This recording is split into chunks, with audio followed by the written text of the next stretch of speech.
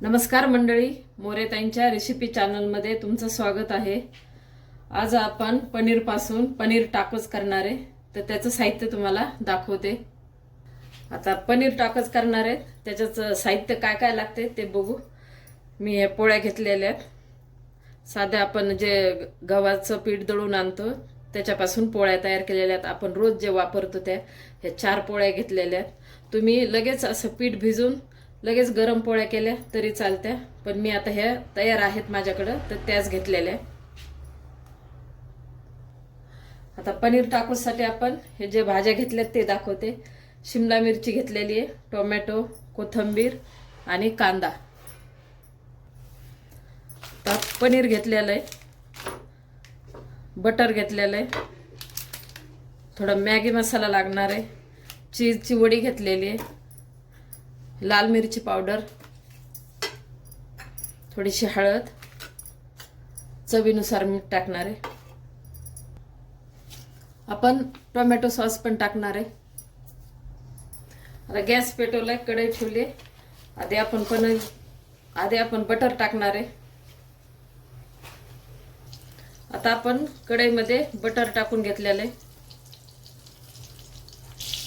Butter वितळले। आता आपण कांदा टाकू, कांदा परतला, आपण शिमला मिरची टाकू,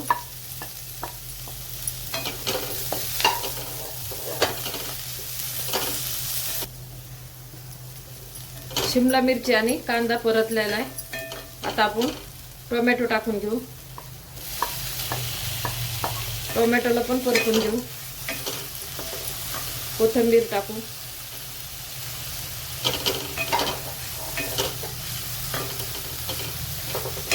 आता हे सगळं आपण चांगलं परतून घेऊ।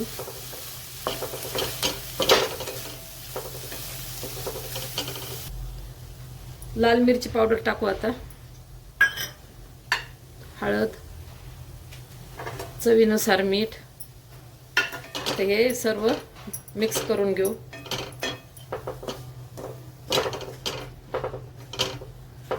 गॅस कमीच केलेला आहे।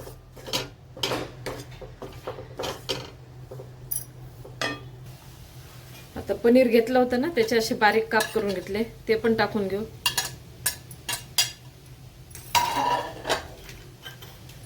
मॅगी मसाला टाकू,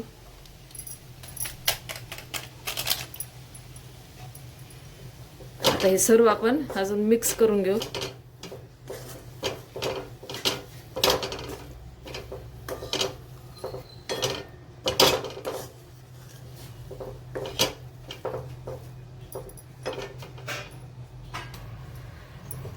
आता आपली पनीर टाकोस मध्ये भाजी भरायची ती तयार आहे। गॅस बंद केला। आता आपण पनीर टाकोस करायला सुरुवात करणार आहे। त्याच्यासाठी आधी पोळी घेतलेली आहे। आता पोळीला आपण हा टोमॅटो सॉस घेतलेला आहे, तो लावून घेऊ। आता पोळीच्या अर्ध्या भागाला आपण हा सॉस लावून घेऊ।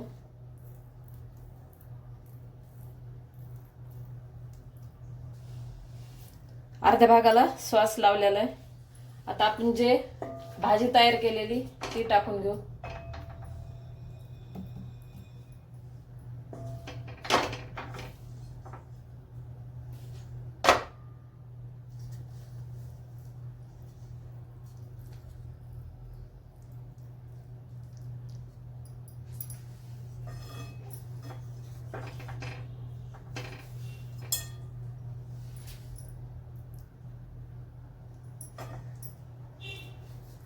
आता हे अर्ध्या भागावर आपण भाजीत टाकून घेतले,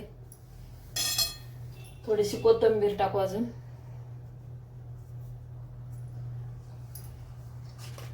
चीज घेतलेले ते आपण खिसून टाकू।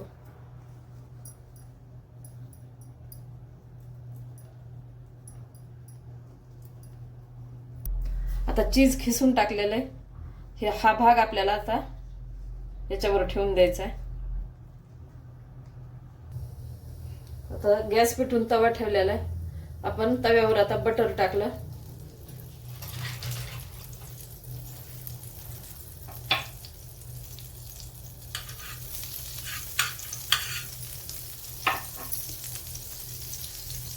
आता ही पोळी अशी बटरवर ठेवून द्यायची. वरून पण आपल्याला बटर लावायचे.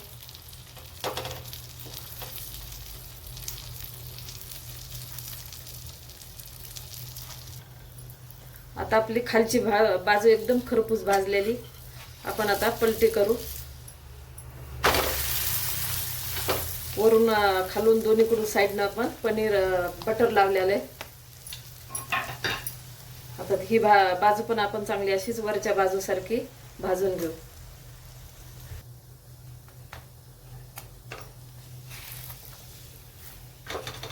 दोन्ही साईडनं पण आपलं पनीर टाकूच एकदम मस्त खरपूस असं भाजलेलं आहे. आता असेच राहिलेले मी करून घेते.